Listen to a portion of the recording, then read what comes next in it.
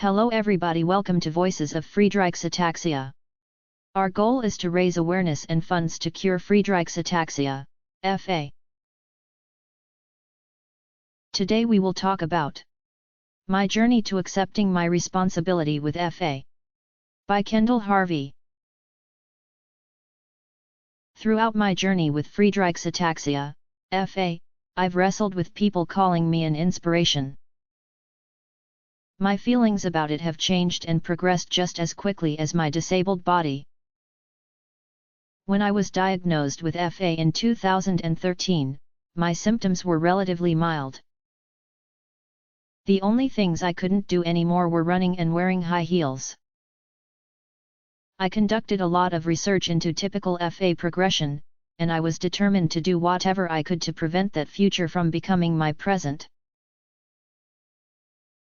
So when I started raising funds and awareness for FA research and people told me how inspiring that was, I thought, I am just doing what I need to do to secure my future. How are my intrinsically selfish actions inspiring? I didn't understand why people saw inspiration in that, but I was so thankful that they did. I was glad that I was stirring up some emotions because it made my efforts more productive. People were willing to donate and support my cause because they viewed me as an inspiring fighter. As my symptoms progressed and FA increasingly affected my everyday actions, I lost all shame. I became transparent and vulnerable, all for the sake of putting an end to this disease and, in turn, preventing a future that now seemed more tangible, unavoidable, and daunting. In my updates, I began to share more about my feelings and my faith. I expressed my dark fears, desperate prayers, and hopes for the future. In my mind, the responses calling me inspirational started to make more sense. Inspiring people was my goal at that point, as I now had two audiences. I was trying to inspire people outside of the FA community to become aware of this disease and to help our community put an end to it. I was also trying to inspire my fellow FA patients not to lose heart. My symptom progression made me feel like I had a leg to stand on, no pun intended, when speaking to the FA audience. I felt like I was truly a part of the community now, and I wanted to make my presence mean something. Then I became dependent on mobility aids.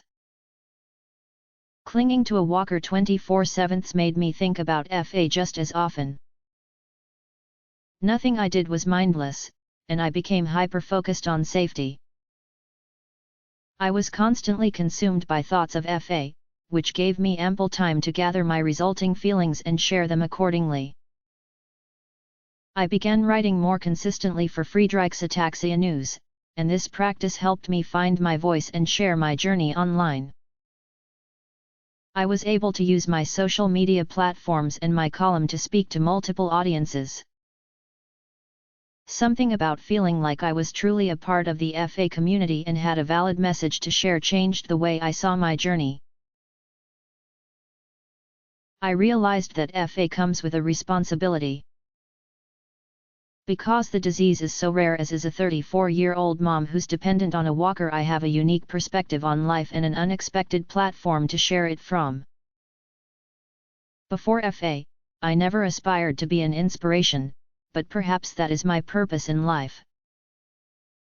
Even though most of my struggles are visible, countless people in my circle of influence face invisible struggles.